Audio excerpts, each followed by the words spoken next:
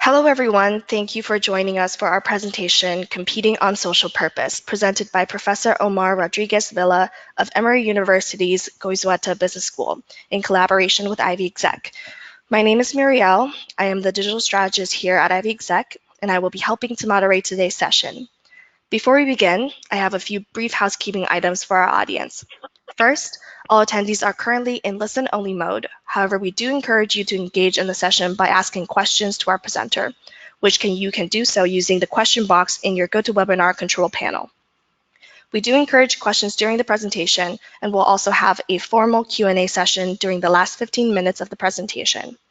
Additionally, we are recording today's session, so you can look forward to receiving a copy of the recording via email in the coming days. And now, I would like to introduce you to today's presenter, Dr. Omar Rodriguez Villa. Dr. Omar Rodriguez Villa is an associate professor of marketing at Emory University's Goizueta Business School. His areas of research include how firms are evolving their marketing capabilities in order to compete in technology-led market environments, and how environmental and social sustainability considerations are changing the nature of marketing activities. Prior to his career in academia, Dr. Rodriguez Villa held leadership positions in marketing at the Coca-Cola Company, including serving as the Global Vice President of Integrated Marketing Communications and Integrated Marketing Director for Coca-Cola China. And with that, I will hand the presentation over to Omar. Thank you so much, and good afternoon, good morning, depending on where you're calling from. It's great to be here. Thank you for the opportunity. We're going to talk today about competing on social purpose. And to start, I want to tell you a little bit of history as to why I became interested in this topic. I was, as the presenter mentioned, I used to be an integrated marketing director for the Coca-Cola Company in China. And this was about 17 years ago. And one time when I was there, we took a trip to Inner Mongolia to visit an orphanage that the company was supporting. And we spent a full day with young children that lived there. And while we couldn't speak the language, we did a lot of activities together. And I remember being in the bus back to the airport after that day, being very emotionally impacted by the experience and wondering why, if I had been in a leadership role in the Coca-Cola China business for 2 years, I had never heard about this investment. I had never heard about this role that the company was having on a societal issue in this part of China. And I began wondering, if I care about this, and it made a difference on how I felt, I wonder if other associates would, it would make a difference on how they feel. I wonder if it would make a difference to the way our customers feel. And that began the pursuit of a question about this intersection between social good and driving growth.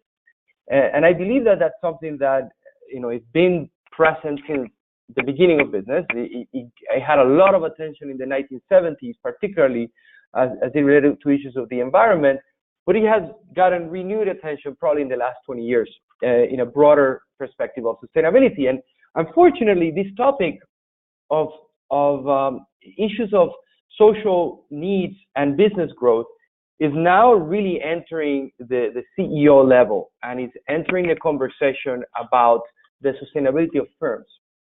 And one example of this is a letter to shareholders that was written by Larry Fink last year. And if you haven't read this letter, I would encourage you, if you're interested in this topic, to go and find it and read it, because it's a great illustration of how the understanding of the role of social needs and business growth has evolved. And in this letter, what Larry Fink argues is that to prosper over time, every company must not only deliver financial performance, they must also show how it makes a positive contribution to society. And this is a drastically different expectation that he's putting on companies that he's going to be investing on. And of course, he's the CEO of BlackRock, one of the most influential financial firms. So that shapes industries, right? That shapes the view of CEOs. Also, we've seen many companies adopting practices that are in line with concerns about sustainability and social issues. And just a brief data point on that is the percentage of companies that are actually publishing sustainability reports. If you look at the S&P 500 companies, about 20% of them published a sustainability report in 2011. That number today is closer to 85%. That's a massive jump, right? So these two signals that issues of social concern are really entering the boardroom and are becoming very relevant pieces of action and signals to send to the marketplace. Having said that, when I have studied this topic in the context of a marketing organization and the chief marketing officers, I actually find this tension between kind of almost two minds, right? The mind that pursues growth and the mind that is thinking about good. And when you're talking about competing on social purpose, you're really introducing these two minds into the equation, and sometimes they can be at odds. And specifically what I found in my research is that when you talk to the commercial side of many corporations, and nothing that I will say in this presentation is always going to be the case, but on average, I find that in many corporations, people that have commercial responsibilities will perceive the issues of social relevance as important for the firm, but not for them. Like that should be somebody else's job, right? And what I heard a lot, particularly from people that had P&L responsibility, was that these issues of social relevance, like sustainability, environmental, community, they could become a distraction. They could become a distraction to the work of driving growth and competing in the marketplace. They can be perceived as actually being really difficult to do and introducing maybe unwanted risk into their operations. And finally, some of them even said, it's doing this type of activity with my marketing resources feels like a tax. And I say this because they said that it's a tax because it costs me resources that I could be using in other places, but I don't see what the benefit is. Right? So that is a lot of the mindset of the commercial side of the equation.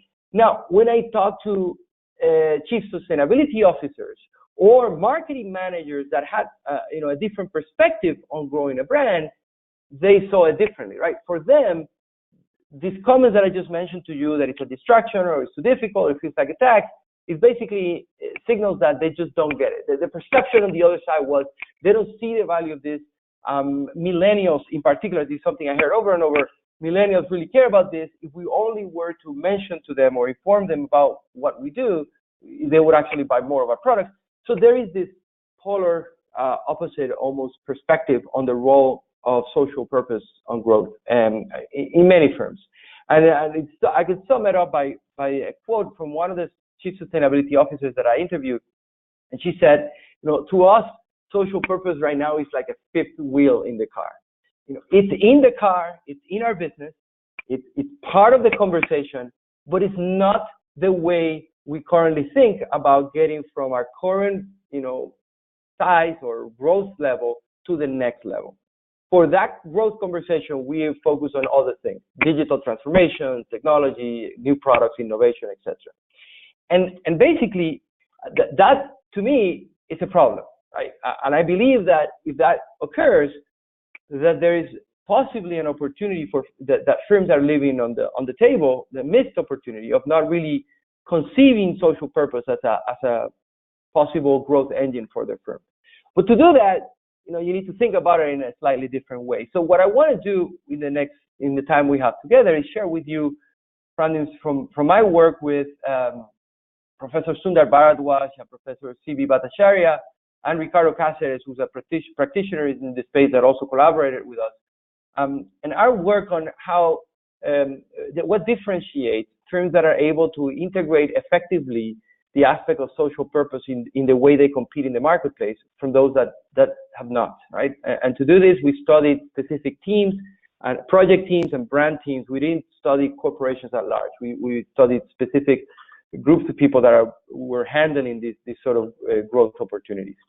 And there are 5 general topics that I want to kind of share with you, and that hopefully they will become useful if you are embarking in this sort of challenge or this sort of need in your organization. And the first one is inspired by a quote from the French philosopher Voltaire, which I love, is this idea that if you wish to debate with me, define your terms. Okay, let's start there. Let's define what we're talking about. And this is particularly relevant to the issue of purpose, because right now the definition is not very clear. There are many terms that are often associated with this topic of social purpose. Brand purpose, company purpose, corporate social responsibility, sustainability, cost marketing, philanthropy, share value, brand mission, brand belief, you name it. I put a list here, there's probably more. So if you have a meeting in your office and you say, we're going to talk about social purpose, you're going to have 10 people there. All of them may likely have a different perspective of what this meeting is about. And that's not a good starting point, right? So I think that a good thing to do early on is to define the terms. And when it comes to defining the terms, I think it's useful to think about what are the different areas where issues of societal benefit or societal need impact the corporation. And there are three in particular that are distinct in terms of the type of work that needs to happen. There is of what is normally known, understood as sustainability initiatives. They tend to be, so the center of gravity of these activities tend to be on the operations of the firm. So if you're a manufacturing firm, this is about how to reduce your environmental footprint, for instance. And that happens in the back-end activities of the firm. That is one way in which societal concerns enter the business, right? And it may translate into goals on reduced energy use, reduced water use, maybe even some community involvement as well. Oftentimes very connected to the operations of the company, right? The second category is very well known and practiced for many years. It's corporate social responsibility / philanthropy, right? A lot of these activities are more geared towards the usage of company profit to benefit specific areas of the community that matter to stakeholders, and a lot of them are intended to also drive employee motivation, right? There's a lot of volunteering programs. Home Depot is fantastic at this, that are put in place to basically do good with the resources of the firm. Sometimes it's money, sometimes it's talent, sometimes it's time. Importantly, these two initiatives, these two set of activities are still not connected directly to competing in the marketplace for growth. They may be related to competing in the marketplace for talent, and that's particularly the middle and the back. But when it comes to competing in the market for growth, there's a third category of activities, and that's what we call competing on social purpose. That's when you're moving from integrating societal issues in your operating activity or your volunteering activity to integrating them into your commercial activities. And that means in your relationship with your customers. An example of that is Patagonia. I'm sure you're familiar with many others, Tom's, Warby Parker. There have been many brands that have found at different moments a reason to really integrate social issues. In the case of Patagonia, is environmental concern for waste and the need for us to, from their perspective, buy less, right? And importantly, these are very different types of investments. They require they involve different levels of complexity. And what I'm going to talk about primarily is the last one. When you try to integrate your social activities into the commercial offerings of your company, what is important to do then? The other two are very relevant, very critical, but they are different in terms of their nature. So when it comes to this last one, competing on social purpose, the second thing that I think is very useful to consider is to clarify the business logic. Because one of the main drivers of the lack of engagement by the commercial side of the equation, the people that are managing the day-in P&L of the business, the reason why they don't engage with societal needs often is not because they don't care. They do. It's because they have a lot of pressure to deliver short-term results and they don't see the connection. So you, as a leader of this bridge that you're trying to build, need to be very proactive in designing that connection. And I will go as far as saying relying on tangible arguments, not intangible ones. So one of the limitations that we observe in some of the firms that we talked to was that the argument for the business logic for a societal investment was argued with intangible benefits, such as building brand love, building emotional connection with your customers, things of that nature, which are important. And I'm not saying that you wouldn't want them, but when you're trying to win an argument with a chief financial officer, those type of intangible considerations may not help you win the argument for resources. And the reason this matters is because this work requires investment over time. So if there's not a clear business logic, you may get resources for one project, but you won't get a platform, right? So instead, there are two ways you can think about building this business logic. And the first one is to think about the attributes of your product, meaning the reasons why people buy your product in the first place, and then strengthening the core of those attributes. And so you go back to an example, let's say, fast, casual Mexican restaurants in the U.S., Chipotle being an example, competing with Moe's and others. And as you know, recently Chipotle has had some problems with quality control that have damaged or reduced their growth. But between 2005 and 2014, Chipotle was one of the fastest growing fast food chains in the nation. And they did, a great part of their strategy was based on the promise of sustainable agriculture. And they promoted that through the idea of cultivating a better world. And the question is why? Why investing so much effort trying to promote a platform of, they called it food with integrity, right?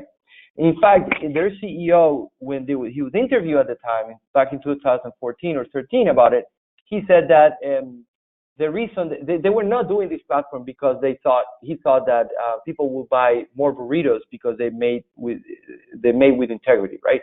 In a way, he said that's not how people buy. People don't buy thinking, oh, let's go out for lunch. Oh, what do you feel like eating today? I feel like having a burrito with integrity. No, right? We buy on taste. We buy on quality of ingredients. And that is the connection that they saw. They saw that promoting sustainable agriculture and promoting food with integrity was actually driving the perception of quality of ingredients and deliciousness in taste. And those were the drivers of the category. And this is data from 2013 looking at Chipotle versus their closest competitor on how they performed in these very key attributes. So the sustainable agriculture platform was used to indirectly drive the key attributes that move the category and give them an advantage from that perspective. Now, there's another aspect of this that I want you to consider, which is what does it take for Chipotle to build this claim that they have food with integrity and that they have built a burrito offering that is cultivated with a sustainable agricultural manner. And that requires a dramatic change in their supply chain, right? So you need a different kind of supply chain to the one that maybe Moe's has or the one that Taco Bell has, at least at that time. Things have changed, and at least Taco Bell has made a lot of improvement on that front, but at least back in 2012. So in order for Taco Bell to compete back with Chipotle on this claim, they would have had to change their supply chain. Now, the question for you to think about is how long would that take and how much investment would that require? So that means that Chipotle found a way of competing in the marketplace that was disruptive. Disruptive from the standpoint that was displacing the competitors that existed at the time and introducing an attribute that was hard to compete against, at least in the short term. So from that perspective, Chipotle was an example of disruptive innovation. Now, oftentimes we don't associate social purpose with disruptive innovation. We associate social purpose with being good. And that is one of the things that I would ask you to challenge.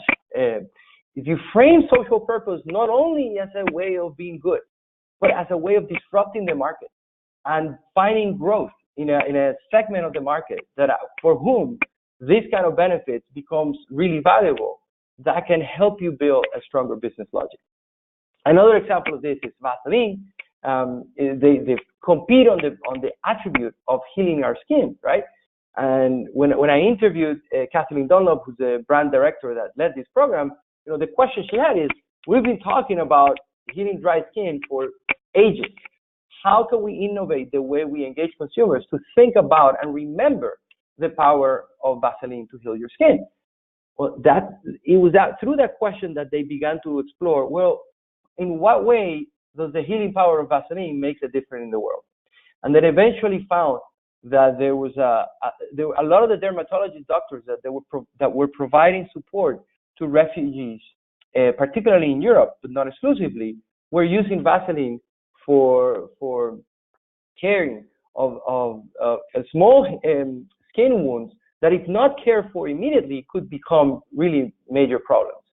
And following that, they started to study how is it that these other type of stakeholders were using their product already to do good, and they found an opportunity to connect the product they have with the work that was being done. They created a platform called the Vaseline Healing Project, and through that strengthened the perception, not only to do good, but strengthen the perception that Vaseline is a very strong product to help you heal your skin. So 2 examples just to illustrate this idea that one way you can build a business logic is by connecting it to the attributes that drive your category. And if you look across examples of successful brands that have built a societal benefit into their offering, they connect to core attributes that move the category. And there are other examples of a brand I know well that did a great program to protect the polar bears, but that particular action is not connected to the reasons why people buy the product in the first place. So that the more disconnected that is, the less likely that the goodwill you're going to create is going to translate to buy will. And at the end of the day, we're trying to build a platform that can do both, right? The second way you can build your business logic is to think about opportunities for which your societal need can also offer you a chance to build adjacencies or finding new market opportunities. And a good example of this, and one of which I cover in my article as well, is Brita.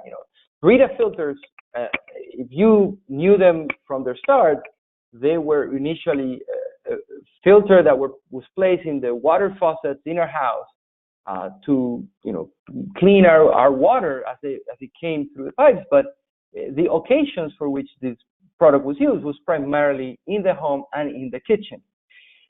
Now, as they began to explore opportunities to find growth, and this was around 2006, 2007, they began to think about potential growth opportunities against another way of consuming water, of course, which is bottled water.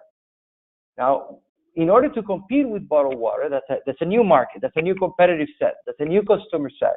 They needed innovation. Right? So they basically created the bottles with the Brita filter in, and now went after a new kind of benefit, which was an environmental benefit. And they quantified the number of plastic bottles that would be saved if you adopted, with the same convenience of having a mobile portable bottle of water. If you adopted the Brita bottle, you have clean, great tasting water, and eliminate hundreds of plastic bottles from the environment. That was a new kind of claim they had not used before. It helped them. Now, it was not exclusively the reason for it, but it helped them drive significant growth between 2007 and 2012. And importantly, again, think the same way we thought about Chipotle. What could bottled water competitors do in answering this claim from Brita? And the point is, not much, because the offering that Brita created was basically attacking the core of what bottled waters are. And they couldn't really compete head on with Brita. Again, another example of disruptive innovation, right? So in this case, using environmental sustainability as a way of opening up a new market. Right? Last example I will use on the adjacencies is CVS. You may remember a couple of years ago, they decided to stop selling cigarettes in their stores. And as a result of that, cigarette sales represented about $2 billion in sales for CVS. So this is not a small decision. Now, what is the business logic of this, right? Well, there was a clear adjacency here. And this is covering Forbes in 2017. And while CVS said tobacco-related sales amounted to $2 billion in annual sales, which they gave up, their sales began to grow in other areas that were enabled by the Affordable Care Act, primarily in giving medical services.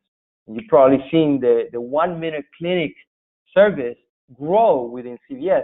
Well, that is a very profitable part of the business and complete adjacency for them. Not a business that they were really competing on before, changes their competitive landscape, and again, give them a new avenue for growth. The only thing they could not do was also sell cigarettes while they were trying to become potential clinics, right? So another example of how to think about a social benefit while at the same time building a business logic around it, so that you can have a conversation not only with stakeholders that care about the social issue, but also with your commercial stakeholders about how these investments relate to growth. The third point to consider is preparing for risks, because if there is something that is inescapable from competing on social purpose, is the risk that it introduces, and the risk primarily of criticism. I almost believe that there is no social purpose initiative that is not criticized. The question is, who criticizes you, and what is the ability of that audience that is criticizing you to derail the initiative that you're trying to put together. And to do that, there's a lot of work that you need to do when you're competing on social purpose to prepare for this risk. And this is different from managing a traditional business, a traditional maybe new product introduction. You need to plan for risks a lot more in advance and more completely. And there are two types of risks that are worth considering. The first one is clear, is a consumer risk, right? And this is basically the risk that consumers, particularly the users of your product, the people that you actually want them to adopt the product, turn against you. And this can happen because they don't see the benefit that you are claiming to be offering. And they may sometimes perceive as a negative what you see as a positive. So there's a couple of examples I can give you on this. The first one can be this new package introduction by Sun Chips. You may recall this happened a number of years ago. Sun Chips introduced the first 100% compostable chip bag. And I guess a question would be, how many of you have seen this in the supermarket lately? And I suspect none, unless you go to Canada. I think they're still sold in Canada. But in the US, they lasted about 3 months. They were pulled out. And some of you may remember why. And it was not because these bags were dangerous or they damaged the quality of the product or the chips tasted any differently, but because the bags were loud. And what do I mean by that? There were college kids that would buy these bags. They were hungry in the middle of the night. One kid would open the bag, the other kid woke up because the bag was loud and got upset and went on. What do we do when these things happen? They go into Facebook and they start complaining, and they start mocking, and they start doing videos about how loud the bags are and comparing it with hitting a hammer on the floor. And before you know it, 3 weeks after the launch of this product, basically a lot of the consumers have stopped seeing the environmental benefit, much needed environmental benefit that they were introducing, and the only thing they could see was, or in this case here, was how loud the bags were. This led to basically a total failure of the introduction, and they eventually had to pull the product out of the market. Another example is, you may recall the brand Greenworks by Clorox. It's a cleaner. It's an environmental friendly cleaner, which was launched with a lot of enthusiasm. And it never quite reached the potential that it had. And part of the reason is that they could not overcome a perception that exists in the minds of many consumers, not all, and this is an issue of segmenting the market, but mainstream consumers tend to understand a negative correlation between environmental friendliness and strength. And in this particular case, they perceived an environmentally friendly cleaner as not working very well. Now, that by itself is going to prevent you from basically achieving your growth objectives. That is a risk you can preempt. It's a risk that through your market research you can understand, and through your communication of the benefits you can reduce. But that is a risk that can basically, when you're introducing a product with a social benefit, it may, depending on how you manage that, it may actually turn against you and become reason why you fail.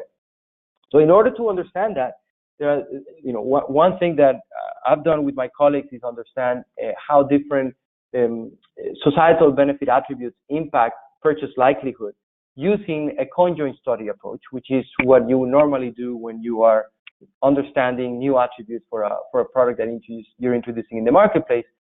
And this is what I'm giving you here is the percentage of the average percentage of the likelihood of somebody buying the product we use in this case was bottled water, and this was an average across 14 different countries. And you see that the average was 48%. That means, in fact, the likelihood of buying or not buying was almost equal. So you can understand this result as saying it's not making much of a difference. You do see, though, that there is some segment of the market for whom is making a big difference, like 80%, 90% increase in purchase likelihood, and another segment of the market to whom it would actually deter them from buying the product if they saw it associated with women empowerment issues. So understanding this distribution is critical for you to understand the risk that you may be facing on the consumer side. Now, we also studied another attribute, which was reducing plastic waste, and this one had a very different result, right? In this case, the average purchase likelihood went up to 58%, and as you can see, the distribution is much heavier to the right. You still find people for whom that societal benefit is going to be a deterrent. So going back to my initial point, the goal here is not to eliminate criticism. The goal here is to minimize it to a point where it's not affecting the success of your initiative, and basically gaining support from key stakeholders that really matter. So depending on the societal attribute that you use, the consumer risk may change, grow or decline, and that's something that you can manage through your customer research before you go to market. The other possible risk is the type of consumer, and what we looked at, what we studied is, does the societal benefit impact the same way, let's say, non-users that it may use impact the frequency by which current users buy the product versus the likelihood that somebody will, if currently uses your product, may actually stop using it. So one way to think about it is acquisition, frequency, or retention. And in this particular study, this is a result is not generalizable. It will vary by industry, will vary by brand. But in this particular study, what we find is that the societal benefit had the greatest impact on choice probability, purchase likelihood, among people that already purchased your product, and what it drove was higher frequency. It did not, however, impact acquisition. In fact, it deterred. So on average, it really didn't help to bring new customers or users into the product, nor did it help retain. So that's another type of risk that you can understand by doing this kind of research before you launch, and make sure that you sharpen your understanding of what the business outcome that you're expecting, and also the possible negative effect that you may, without even wanting to, you may end up creating. The second risk, so that's consumer risk. Right? The second possible risk that managers need to worry about and plan is stakeholder risk.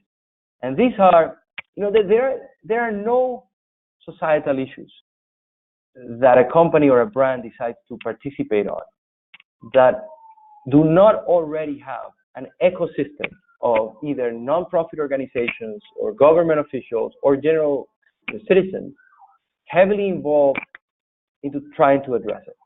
Either from education, homelessness, what you name it, environmental pollution.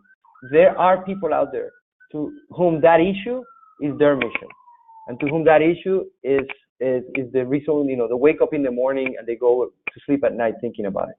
So if you do not understand the people for whom those issues, it's really important, and understand what they need and what they might need from your brand before you jump in, you are really creating the environment for them to turn back against you, and really ask the question, why are you even trying to help, and doubt about your intentions, and then create the negative criticism way that could deter your program. And there are a number of ways that this shows up back into firms, and a big one is what we call the salience of inconsistencies. And to give you an example, you may remember the statue of the fearless girl that was placed in New York City, in Wall Street, right in front of the bull, and a very powerful signal of basically women empowerment. And the firm that commissioned this artwork was called State Street Corporation. Well, a number of months later, the New York Times published that the state corporation that commissioned the Fearless Girl statue had been accused by the United States Labor Department for payment discrimination against female employees. And basically, they had a PR nightmare now in their hands. And what this indicates is that the moment that you do an action that carries a social impact, those people that really care about this social area are going to start looking at your firm, at your brand, and are going to start assessing it for inconsistencies. And this happens over and over again. And normally managers do not face this. When you introduce a new product, nobody goes out there and starts looking at, if your, coffee with, let's say, chocolate flavor now, nobody goes in and starts digging in to see if you have any credentials to have a chocolate product in your coffee. Nobody questions that.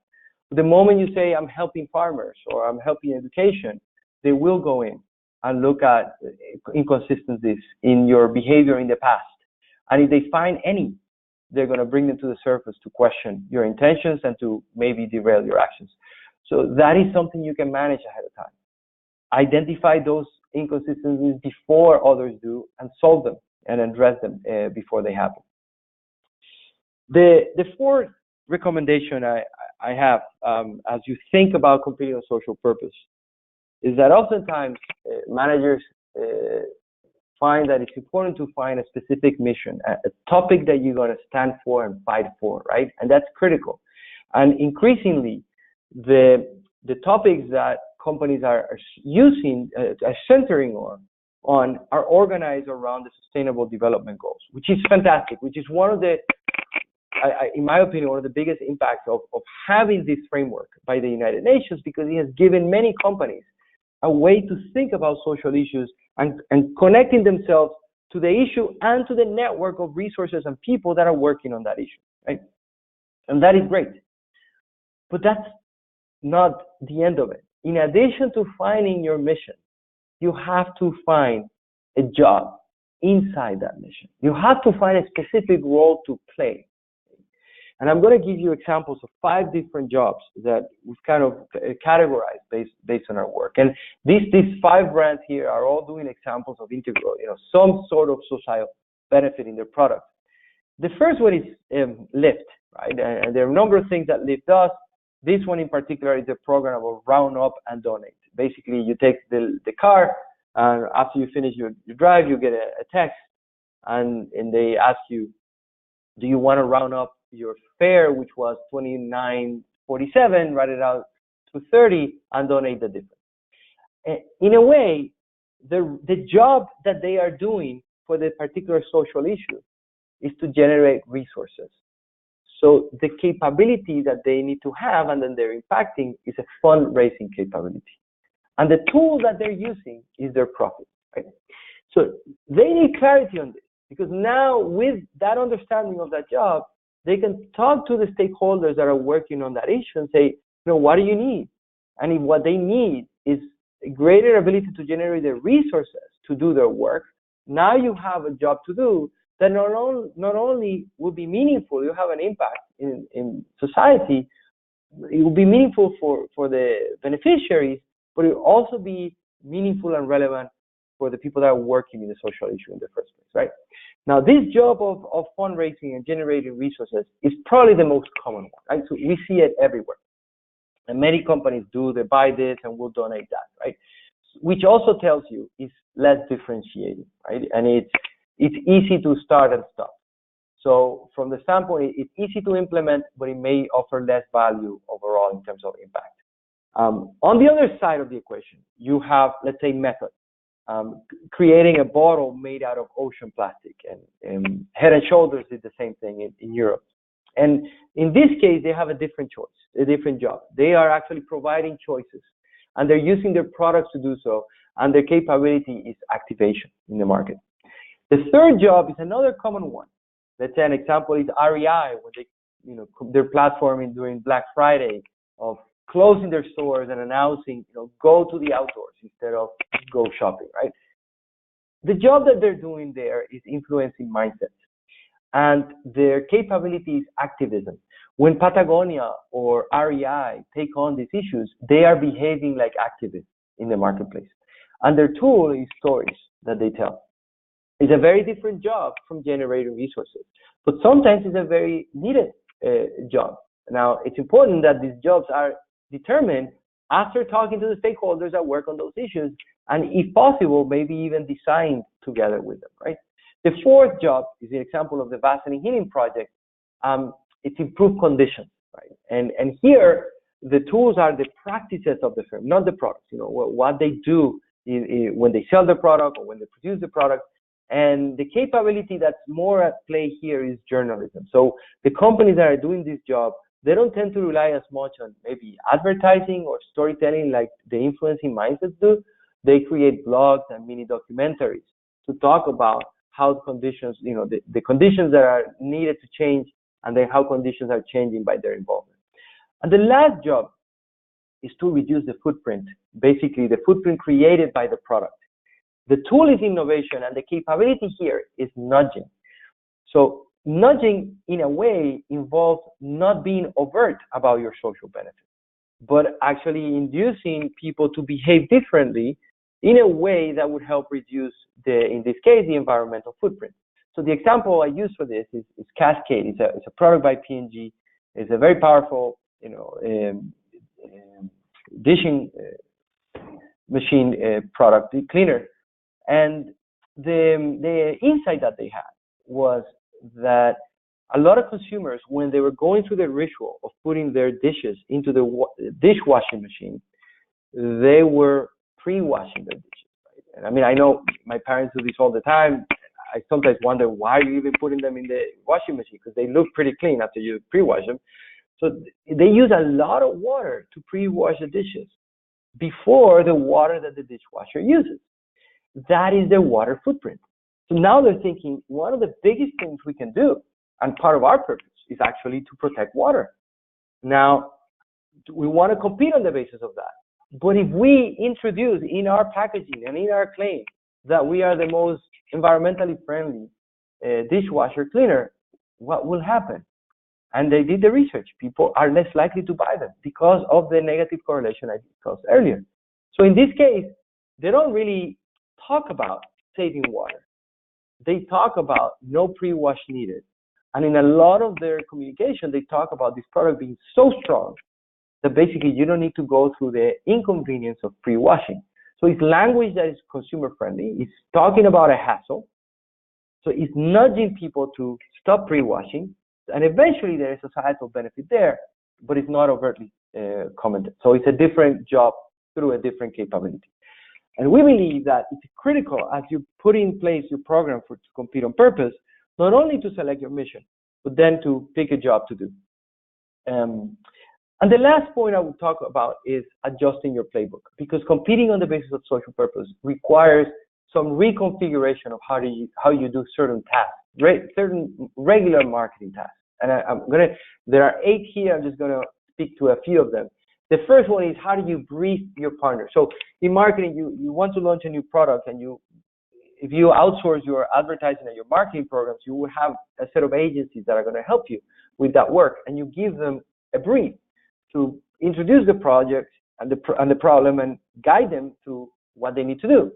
Normally, that brief is given through a presentation, a discussion, and a business document. That is not how to brief a social purpose initiative.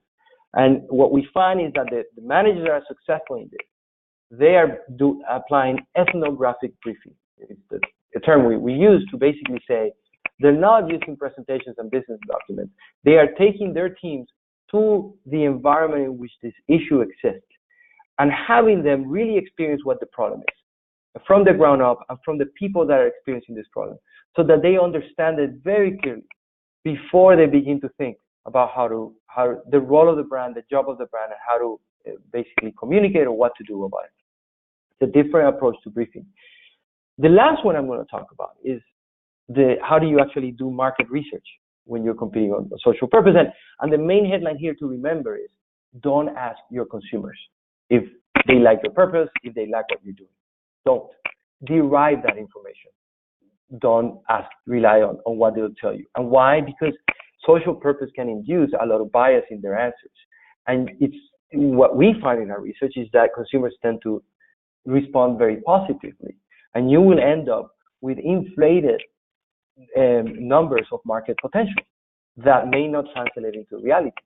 So what to do instead? You derive their preference by using either choice models, conjoint analysis, what I showed you earlier, or experiments, which is one example that I'm going to show you now. So in one of our research projects, we were studying how consumers think about plastic and products made out of recycled plastic. And what we wanted to know, to understand, is what type of products would be better perceived if they are told that the product is made out of recycled plastic, right? And there are many products in the marketplace that are made out of recycled plastic. There are the clothing products, there are t-shirts, you've probably seen them, some companies have them, water bottles, of course, towels, bed sheets, etc.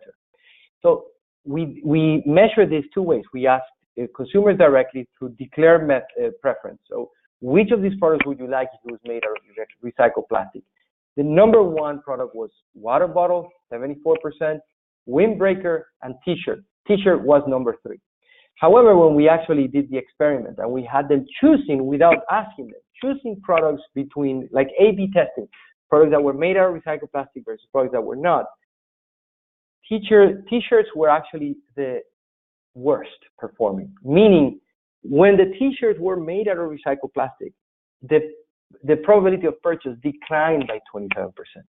Now, the reason we didn't see that in the first method of the declare approach is because a lot of people buy t-shirts, right? So the percentages were very high. But the impact of recycled plastic as a benefit was very negative on t-shirts. Versus, for instance, the biggest impact was on shopping bags and yoga attire. And yoga attire was an area that actually people were working with was not something they were expecting would work. So don't ask consumers, basically derive their preference through experiments or choice models. So just to sum up, how to compete on social purpose, I try to leave you with 5 things. Define the terms in your organization clearly. What do you mean by social purpose, right? Clarify the business logic, either through attributes or adjacencies. Prepare the risks up front. They are going to come, so prepare for the consumer risk or the stakeholder risk. Find your specific job to do, not just a mission or a target, a job. And lastly, adjust your playbook so that you don't apply the normal ways of doing marketing to the approach that you need to do when you're actually trying to do marketing with social purpose. If you're interested in this, if you like some of the things I mentioned, and you want to learn a bit more, you can refer to my article in the Harvard Business Review that I published with my co-author Sundar Bharadwaj back in 2017, which not all of the points I covered today are there, but some of them are. And hopefully you found this useful. I will kind of stop now and open it up for any questions. Well, thank you so much, Omar, for sharing your insights with our audience today. Now, diving right into the Q&A section, going back to what you were talking about with consumer risk earlier, Alan wants to know what your thoughts are regarding the recent Gillette ad campaign addressing toxic masculinity. I see you're very excited about this. It's very topical. So what are your thoughts about, how this great. their target audience, their brand? Mm-hmm. So I'm glad Alan asked. I was prepared. So yes. Thanks for the question. Very fascinating topic, to think about it. And let's look at some of the data. These are I've been collecting these data since the ad was first published on YouTube, and what you see here is the views of the ad, which is currently, as of this morning, it was close to 26 million. Just as a reference point, Nike's ad, Dream Crazy, the Kaepernick ad, had 28 million views. So this ad is almost at the level of Nike. The Dollar Shave Club, when it launched, famously using a video that went viral, had 26 million views. So from those two benchmarks, this ad has been remarkably controversial, but also has done a lot to make Gillette get a lot of awareness that otherwise they never get. So the average views on Gillette messages is less than 1 million. Okay. Now, this is the data on sentiment. So positive versus negative sentiment has been remarkably negative, as we all know, as we've heard. Now, it seems like there is some positive support that's growing. It started at 21% positive, now it's at 37%, but it's unlikely to get to the levels of Nike, which was at 88% positive. I mean, given the current trajectory, it's unlikely to get to that point. Now, why do I think? I think there are 2 points from my perspective, to think about as it relates to Gillette. One is, why did they do this in the first place? And you look at Gillette's share in the last year, and they're really hurting. They are losing a lot of market share to 2 disruptors, Harris and Dollar Shave Club, that have not only dramatically changed the pricing structure of the category, but also introduced ways of doing business that are really caught them off guard, particularly the direct-to-consumer model. So, over time, they have lost market share. They've been forced to drop price, and not all, but there is a segment of these customers that are leaving them for Harry's and Dollar Shave Club that are millennials, that are younger consumers, and within them there is a group of these consumers that care about social issues. And my sense is that they decided to take this step because this is not in their DNA. They have not taken social issues in the past, so or to this level of visibility in the past. So they've decided to do this because they see a need to recover and become relevant and gain market share and ground with this segment of the population who really cares about these topics. Now, what I think they did wrong, I think clearly what they elicited was a defense response rather than a reflective response, right? And I think that happened because first, they did not frame the problem. When you think about the Dove commercial, the Real Beauty campaign, when it first came out, they framed the problem for us. It was a concern that a lot of us maybe had in the back of our minds, but when we saw their message, we kind of understood the problem in a new light. The same with Always and Like a Girl, right? They framed the problem, and as a result, they gave us some reason to reflect. If you look at the message by Gillette, they don't frame a problem. They just share it. Therefore, they're not contributing much on that perspective. They're not enticing me to reflect. They are just accusing me of a behavior. And that accusation, I think, casted a wide net, too wide of a net. So there's another example, if you're interested in this, by a brand called Tecate in Mexico. They actually took on the issue of gender violence in Mexico. And what they found through the research is that, of course, gender violence, particularly violence against women, was really high and in Mexico, particularly in domestic cases. And it's not uncommon for alcohol consumption and violence to, go hand in hand. And what they realized is that they had, in a way, a role to play here. So they came out with a campaign a year and a half ago, really strong, against gender violence. So it was gender violence by men. It was gender violence incited by people that were consuming their products. So they went very specific to that issue, and they went head on. Now, were they criticized? Yes, but they also gained tremendous amount of support in the marketplace for doing it. And if you're interested, you go in and kind of search some more about what they did. They were specific on the topic. I think the Gillette approach, the net was so wide. It looked at bullying. It looked at the Me Too movement. It looked at mansplaining. It looked at almost like an attack on many behaviors by men. I think they would have done better if they narrow the net and focus on one area. And the last one is the storytelling of it was missing. Was not even close to what Nike did in their work. So you combine a wide net without framing the problem and lacking storytelling, and I think that's part of the reason why they incited more of a defense reaction rather than a reflective reaction in the large segment of the men population. Now, at the end of the day, was this a failure or a success? We don't know yet. I think it's too early. Nike went through the hockey stick effect, and it ended up becoming a success. It could be, depending on what they're trying to do, that this still, from a business perspective, works for them. Certainly has given them an awareness that they have probably never had before. But sorry, I probably went longer than. No, unintended not elements. at all. Thanks for your question. Well, yeah, thank you for that. And we talked about, leveraging organizational growth, sorry, leveraging social purpose for organizational growth. So what Lolo wants to know is, what if a company doesn't have any immediate areas for improvement? What is your advice on bringing social purpose into the foreground? Excellent question. I think the first thing I would say is I would think of social purpose as a strategy, not a goal, not a mandate.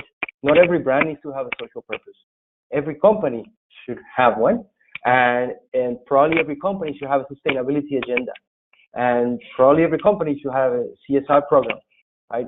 But not necessarily you need to compete on social purpose. The moment you make it a mandate, you increase the chances of mistakes because people feel forced to do something that they don't really see the connection, right? So I will start by exploring where in my portfolio of brands or customers is there an opportunity for me to connect a societal need into the work we do to drive growth. And it may just be in one brand, it may just be in one market, it may just be in one channel. Start there, right? Don't make it a mandate across the board. And then second, I would say spend some time on the two sides of the equation. Spend time on, if we were to take on board this particular social issue, what can we do? Meet with some of the stakeholders that are managing that issue today and ask them literally, if you were us and you had our resources, how could we help this particular issue on child education? Okay. And then on the other side, think about the business logic of this, right? Either through attributes or adjacencies. Those two efforts could eventually begin to form it would give you a sense if you have an opportunity or not. And in my article, I introduced a framework which I call the 4A's, which takes you through the adjacency, attributes, and the two risks. And you can use that as to help guide your assessment as you look through different possible societal needs and which one may be more viable for your company to take on. Great. Well, thank you so much for that. And then Davida has a question about, we talked about beneficial partnership, but also on the flip side, we also want to know about maybe more antagonistic relationships. So an example that they came up with was Chick-fil-A and the LGBTQ organizations and how that affects the brand. Yeah, so let me separate this because the Chick-fil-A situation was not a strategic decision by the company to compete on the basis of social purpose, and then the CEO made those remarks no, it was remarks by the CEO that were contrary to the sentiment of large parts of their segments, and they became controversial.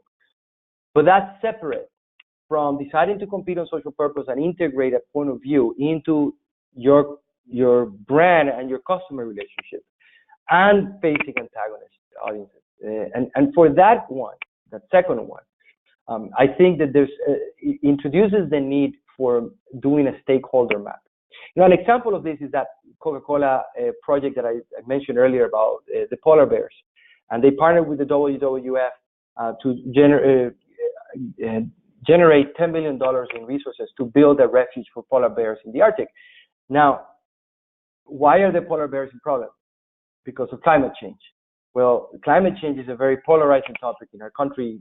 Depending on where you are in the political spectrum, you may think it's a huge issue or you may think it's not. And they face the risk of very antagonist audience on the right, particularly from some talk show hosts, etc., and even some customers that declined taking their promotion because they thought they were promoting climate change. But the way they managed that was months in advance. They had done a stakeholder map. They had identified these potential sources of risk, and they went proactively and met with them, and at least explained to them the intentions behind the plan. Right? So they mitigated that risk. They did not eliminate it, but frankly, that risk did not become mainstream. It was not the news. The news was other things, but it was not that risk. I will say, I know we're coming to an end. I would like to end with this one thing. Competing on purpose, in a way, is really precious work.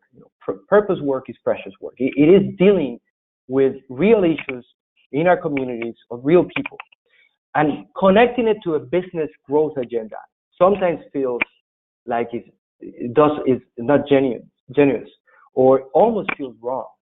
And many people feel like we shouldn't. Like you should, if you really believe in this, you should do it for by itself. You shouldn't do it for a business reason. And I understand that. The problem is that if you do it that way in a separate way, you won't have the funding that lasts.